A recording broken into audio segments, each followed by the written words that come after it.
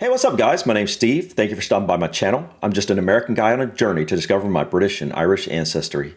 Today we're going to be reacting to Highgate Cemetery. I believe Highgate Cemetery is in London if I'm not mistaken. This was recommended to me in a comment section, and as soon as I checked out the thumbnails I realized I would definitely find this very interesting. I've loved graveyards ever since I was little. My mom used to take me exploring different cemeteries, and we would, check out the history of the different tombstones, and they're just beautiful, great artwork, and they're just really, really peaceful places. Cemeteries are just so unique, and they're great places to learn about the history of an area. And if you enjoy design and art, they're also great places, or just to go and have a day exploring and having a peaceful time. So anyways, guys, I definitely hope to check out some of these different cemeteries when I come over for a visit in person. And so hopefully I'll go ahead and be able to react to a number of cemeteries so that I can get a good idea of different ones I'd like to check out when I do come over for a visit. I'm guessing Highgate Cemetery is fairly old, which should be interesting. At least it looks like it based off of the thumbnails and this still right here. But I'm not sure. But this should be interesting. So anyways, guys, this is Highgate Cemetery, West and East Sides. A brief tour with some memorials. Let's check this out. This is the entrance to the west side of Highgate Cemetery. And this is the older side. And directly over the road from that is the entrance to the east side. Both of them charge an entrance fee to go in. Is that just for the upkeep and stuff? We've just come in the west side. The ticket to view both sides is £10. That's not bad. It's booked online, but I suspect we'll need more than a day to see both these sides. It's a vast cemetery. You need more than a day to explore the cemetery?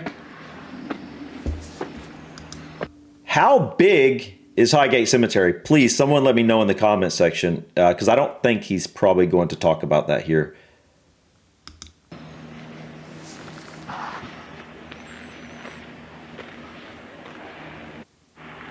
Wow. I love those beautiful old tombstones like that. Just so interesting, the different designs. Looks pretty grown up over here.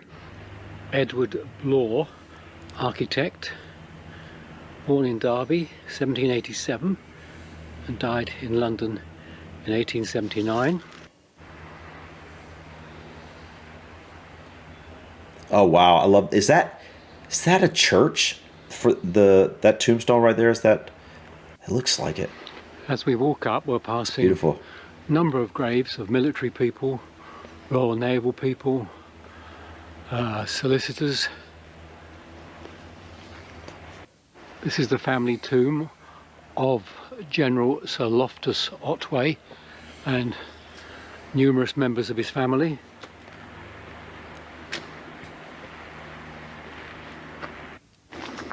There are just so many amazing stones here. Oh wow. And yeah, there are. interesting inscriptions. Is that an urn up there? It's quite impossible to take them all in. Yeah, this would take a long time to really explore. I can already tell that.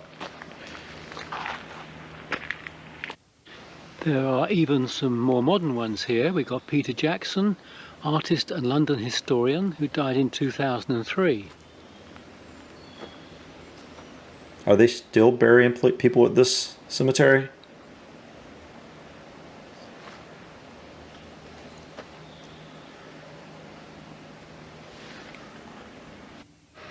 And another more modern one, Man Fong Mi, professor and pioneer of Chinese medicine, poet, physicist and philosopher, who died 2014. Now that is really recent. Right opposite is Colonel Henry Spencer, Honourable East India Company Service, who died in 1857. Well, that was the year of the uprisings in India. Maybe he was a casualty of that. William Loudon Ewell, architect and born in Australia in 1920 and died here 2010. The guide was just explaining to me that you can still be buried in this Really? graveyard, in this cemetery, both in the east or the west. Wow. This side is more expensive than the east, and the qualifications are only that you are dead. It can only be, you can't pre-book a spot. It has to be done by your descendants to bury you here, and whether you've got the money to do it. This is... So I noticed that it's very grown up in some. Do they do that on purpose? Are they allowing that to stay grown up in these older areas, or I was just curious about that. The Rossetti family. Wow, area. those are so beautiful. Gabriele Rossetti, William Michael Rossetti, and others. Christina Rossetti is also here. What is that? It's just, there's so much art here. I mean, it's just amazing. Rusilla Burt, who survived 3 husbands. A much loved and courageous lady. Well, what can one say? This one here is for the Dorks family. Oh, wow. Dorks. That's beautiful. And the whole sort of family history written on that stone. Wow. That's what I'm talking about. Cemeteries, they're just so This is John McLennan, interesting. Physician General, late of the Presidency of Bombay, and he died in 1874. The family grave of Sir Herbert H. Bartlett and several of his children. Next door is the family vault of Robert James Stuckley. The tomb of the Bashall family, Reverend William Bashall.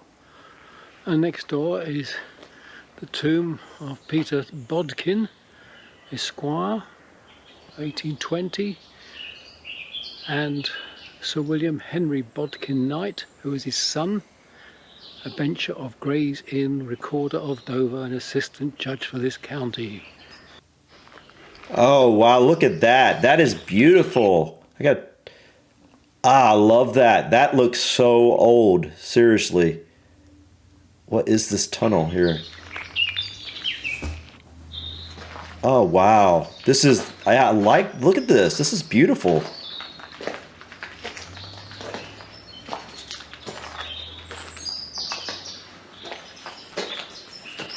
I love that. Just, it's so weathered, and it's just, wow. Wow, look at, man. The catacomb of P.W. Talbot of Haverstock Hill.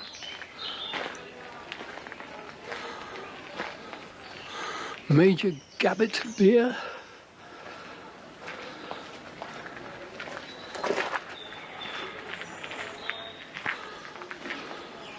Family vault of George Dormantizer. The family vault of Thomas William Woodgate. What is that? What church is that right there? It looks like a church. Yeah, it is a church. Henry Pierce Hughes. Wow. Harriet Tracy. Every corner is just so unique and so different here at this at Highgate.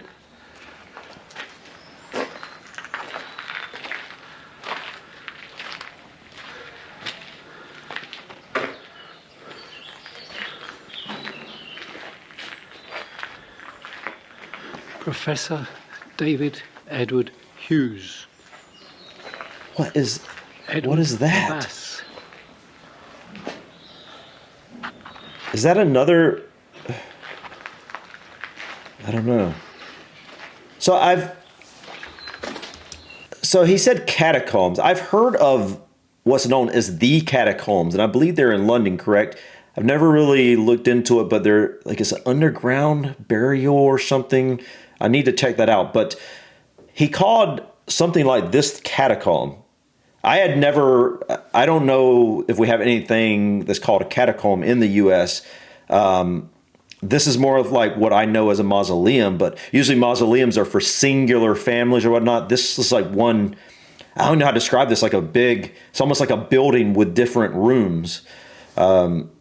Is this what you guys would know as a catacomb, or is this a mausoleum, or what else would you call what this, this is?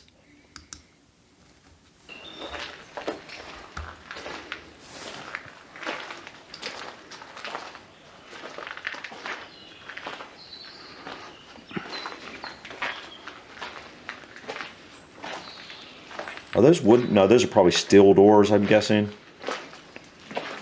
Wow. Here, almost a small chapel. Look at that. Right. The family mausoleum of James Anderson Okay. Kelman. So this is definitely a mausoleum. That's what I would have called it too. Okay.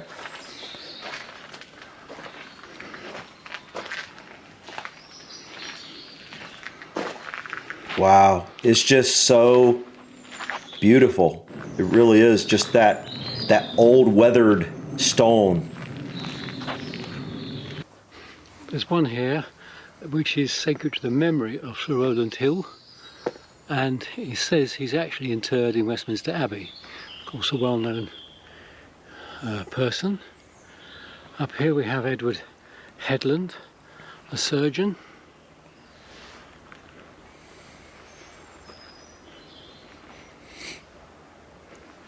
Nice clear stone up there. Ishmael Quinton, late of the Narrow Road.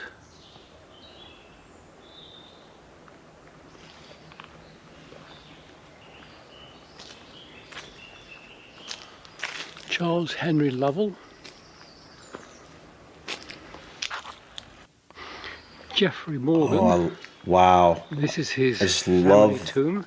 that look. And he's of Silverpool Road, Islington. He seems to have bagged a very good spot in the cemetery.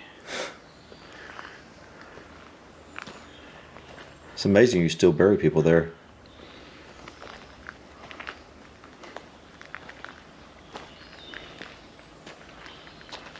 Thomas Frost, late of Nottingham. Why do I know that name? His residence, St John's Park, Holloway. There are just so many. Wow, they just go way, way back there. And there's a huge one here, bigger than most people's homes. Wow. And the name at the top is Shaler'smore. Massive building. Just here is an even larger one. Wow. This is the mausoleum of Julius Beer. Huge building, higher than any house, any multi-story house. I estimate 1, 2, 3, probably 5 stories tall. You can't imagine how many memorials there are here. I know. We're seeing the ones next to the path, but it goes back. Yeah, and just back. There are hundreds behind this main path. that's crazy. It probably is very interesting memorials.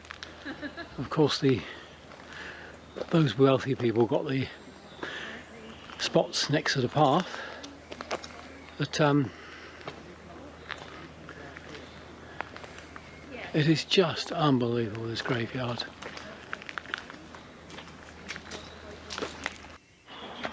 This is the stone to Lillywhite, who founded the Lillywhite sports stores, and on the bottom of the gravestone you'll see cricket stumps and 2 bats, and the bails are off the stumps, so basically he is out. Mr. Lillywhite. Here's an unusual one. That's interesting. This is sacred to the memory of Thomas Sayers, born at Pimlico, Brighton, and he's got his image of his dog lying at the foot of his tomb. Here's one to Addison Cresswell, manager, agent, producer and champion of comedy, who died in 2013, and he's put on the bottom, "I'll end it on this." There's one here, the name is indecipherable, but on top is a horse.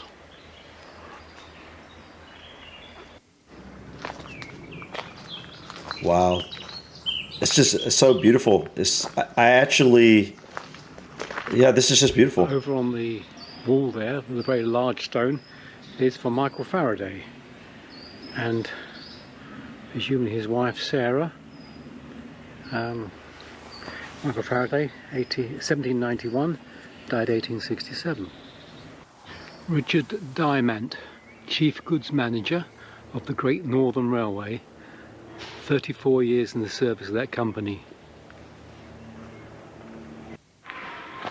Here's a modern one. Oh, that was new. Charles Rowlatt, died 2017, medical researcher and toy designer.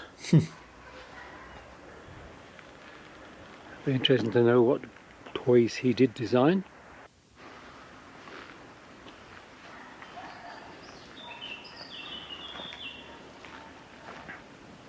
The Arnold family vault.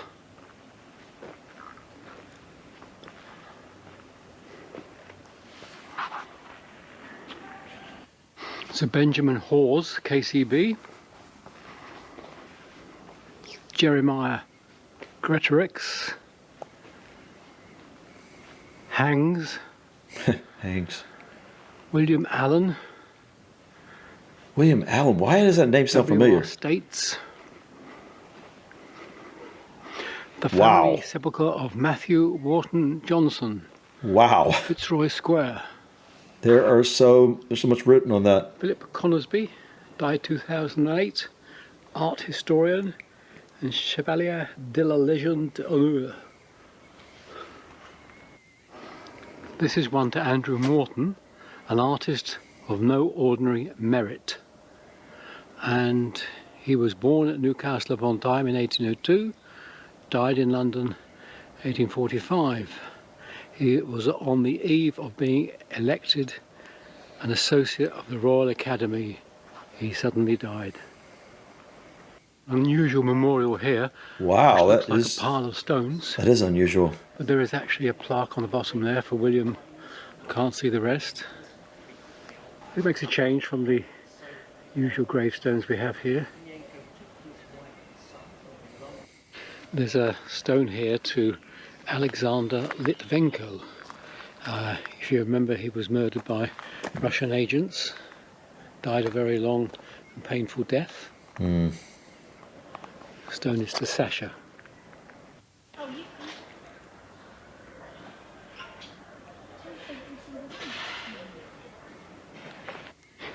Now crossed over to the east side, Newer which side. are the slightly newer graves, and we'll just see what we can observe on this side of the road.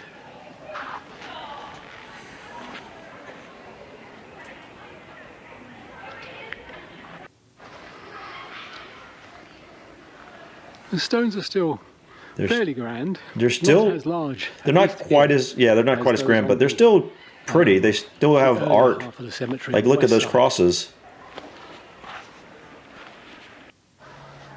Yeah, this is still a very nice side.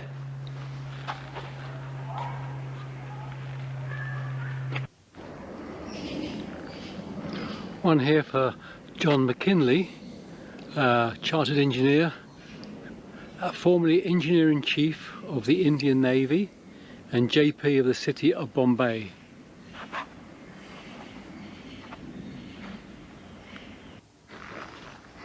There's the statue of Karl Marx, Wow.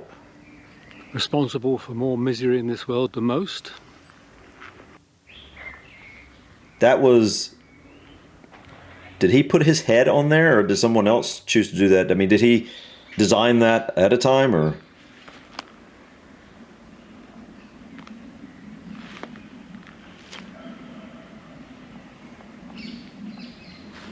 Wait, Karl Marx is buried in the cemetery? I had no idea. Charles Troward, died 1873, Institute of Mechanical Engineers. Alfred Tiffin, 1873, and Alfred, his son, and his wife Emma.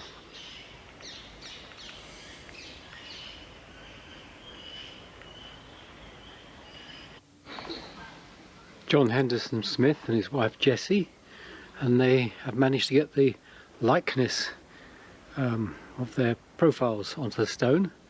And at the bottom here, underneath the inscription, is a ship.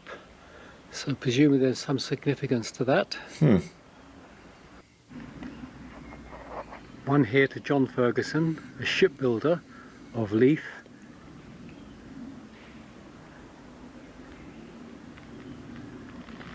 Wow. Here's one that is often photographed. This is Dead? for Patrick Caulfield and his wife Janet Nathan Caulfield. And the cutouts in the stone spell the word dead. That's very unique. One here to the television presenter Jeremy Beadle, who died in 2008. And there are 4 books there, one lying on its side. I'm not quite sure of the significance. And the writing on the stone says, "Ask my friends." Writer, presenter, curator of oddities. And the stone to Malcolm Robert Andrew McLaren, died 2010. Better a spectacular failure than a benign success. It's interesting, the black Alan tombstones. Howard, actor. What? Sally Bowman, writer. What stone is that? Names I recognise, but no doubt somebody will. Here's one with an image in memory of George Honey, comedian. Died 1880.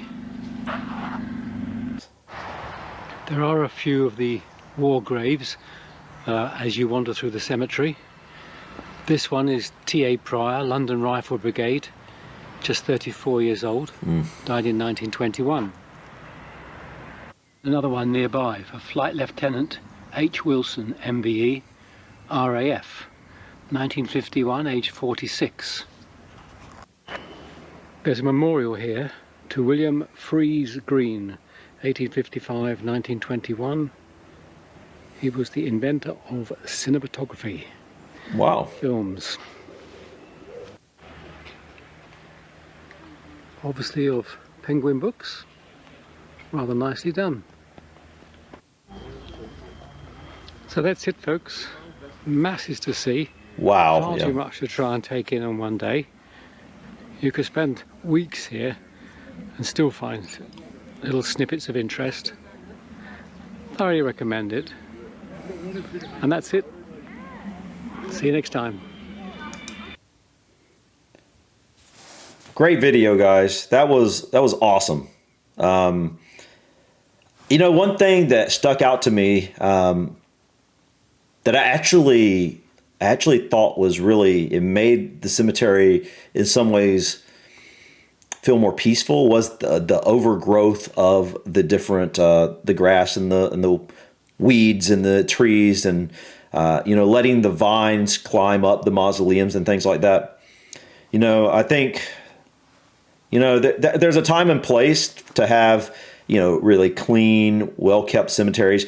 Part of the newer side looks like it's pretty well kept, but you know, there's something about when you allow the kind of nature to kind of merge with the stones, merge with the graves, the mausoleums, the tombstones, that it just creates this, I don't know, I can't explain it. It creates this different environment, this different feel, and I think it brings a level of peace that the well-kept lawns don't quite always do. Don't get me wrong, you know, there's a time and place for a well-kept cemetery, but I thought it was interesting how a lot of this one seemed to be overgrown, and I actually thought it was nice. Wow.